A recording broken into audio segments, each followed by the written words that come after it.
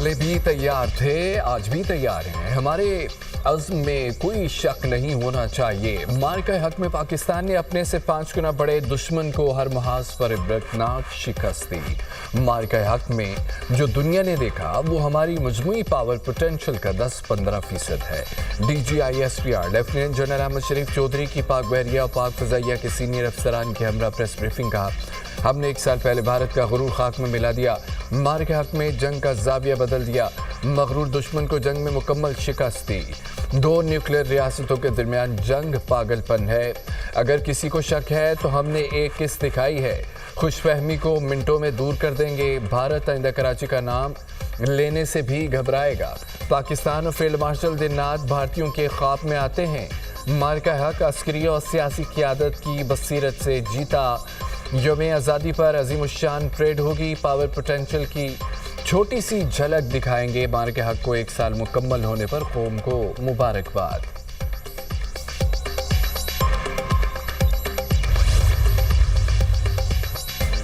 पहलगाम वाक़े पर बगैर तहकीकात लम्हों में पाकिस्तान पर इल्ज़ाम लगा दिया गया। भारत पहलगाम वाक़े के हवाले से आज तक सबूत सामने नहीं ला सका। DGISPR लेफ्टिनेंट जनरल अहमद शरीफ चौधरी ने कहा है, पाकिस्तान पर इल्ज़ाम लगाने वाला भारत खुद सबसे बड़ा दहशतगर्द है। दहशतगर्दी का भारतीय ड्रामा हमेशा के लिए दफन हो गया।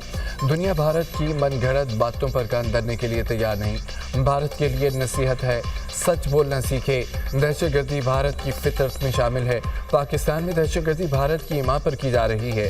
भारतीय हुकूमत ने नाम नहाद अफगान रजीम को बुलाया, कहा आओ तुम्हारी मदद करते हैं। भारत ने अफगान तालिबान को जगह और सहूलियात दी हुई हैं। भारत ने पहले भी प्रॉक्सीज लॉन्च की, अब भी कर रहा है। प्रॉक्सी से लड़ते हुए हमें दहाइयाँ हो गई। भारत ने जो करना है कर ले, हमें कोई मसला नहीं।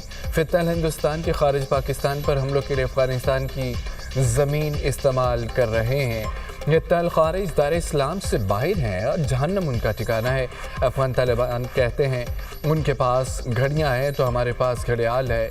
पाकिस्तान का सादा सा मुतालबा है, अफगानिस्तान अपनी सरजमीन पाकिस्तान के खिलाफ इस्तेमाल ना होने दे।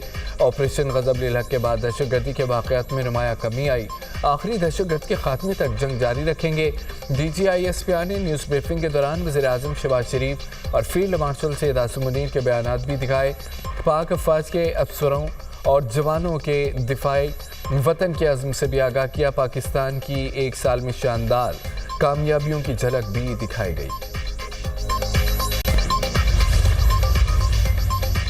मार्का हक में भारत को 8-0 से शिकस्त। Deputy chief of air staff projects air vice marshal Tariq Mahmood Ghazi ने कहा कि पाक फ़ज़ाइया ने चंद मिनटों में भारत के 8 हथियारे गिराए और 4 राफेल SU-30 MiG-29 मिराज 2000 और एक इनवैन सिस्टम मार गिराया।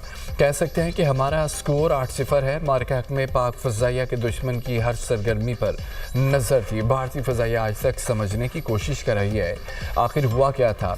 साइबर अटैक भारत के रास्तों को मुतासिर कर रहे थे। पाक फ़ौज ने भारत को लाचार कर दिया था।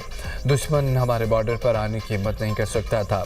हमने जारहाना फ़्लाइट्स जारी रखें। Deputy chief of naval staff operations rear admiral Shafaat Ali Khan ने कहा कि मसला अफ़वाज की आमांगी मार्का हक में हमारी कामयाबी की ज़ामिन बनी।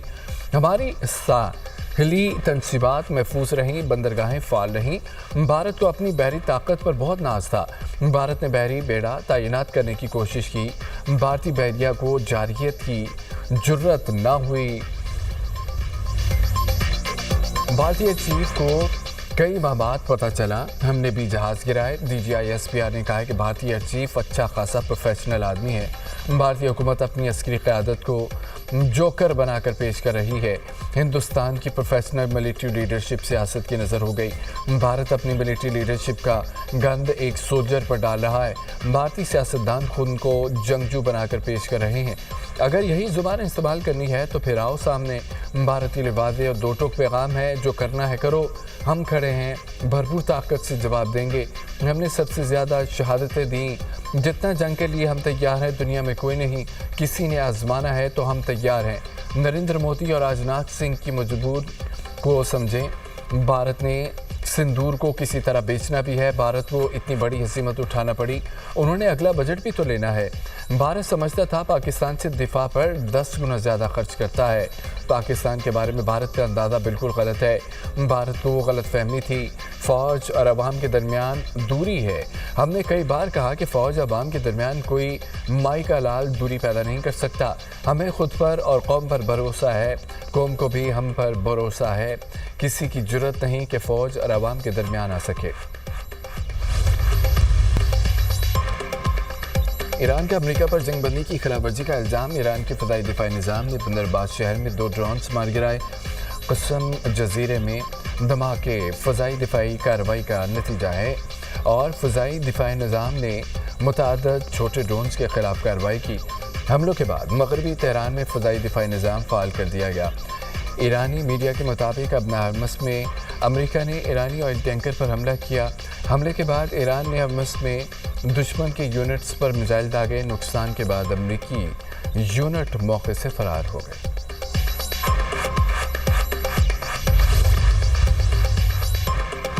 ایران کے ساتھ امن معاہدہ ایک ہفتے میں طے پا سکتا ہے. امریکی صدر کی امریکی ٹی وی سے گفتگو. ٹرمپ نے ساتھ ہی خبردار کیا کہ ایران ابنا ہرمز کھولنے کے لیے جلد معاہدہ نہیں کرتا تو نئے حملے کریں گے.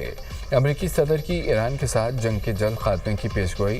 برطانوی خبر ایجنسی کے مطابق ڈونلڈ ٹرمپ نے کہا ہے کہ ایران جنگ جلد ختم ہو جائے گی. ایران کو ایٹمی ہتھیار نہیں رکھنے دے سکتے. امریکہ اور ایران کے درمیان 24 گھنٹے میں مثبت مذاکرات ہوئے. ایران امریکی تجاویز کا جائزہ لے رہا ہے. معاہدے کے امکانات روشن ہیں. ایران شدت سے معاہدہ کرنا چاہتا ہے. ہم معاہدے تک پہنچ گئے تو ایران جوہری ہتھیار نہیں رکھ سکے گا.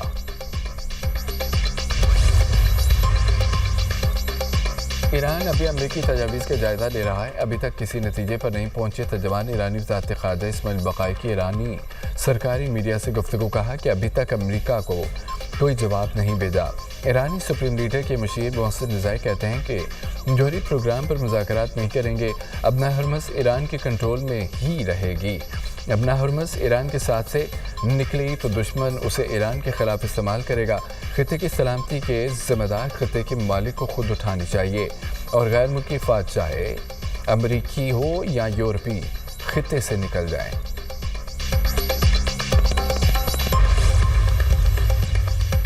نائب وزیر اعظم اور وزیر خارجہ اسحاق ڈار کی ایرانی وزیر خارجہ عباس عراقچی سے ٹیلی فونی گفتگو. خطے کی حالیہ صورتحال پر تبادلہ خیال.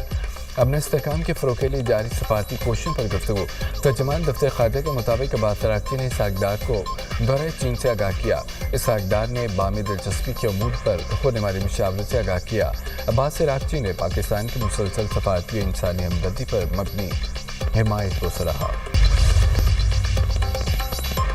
غیر قانونی کارروائی اور پیرا فورس کا نام بدنام کرنے والے اہلکاروں کے گرد گھیرا تنگ.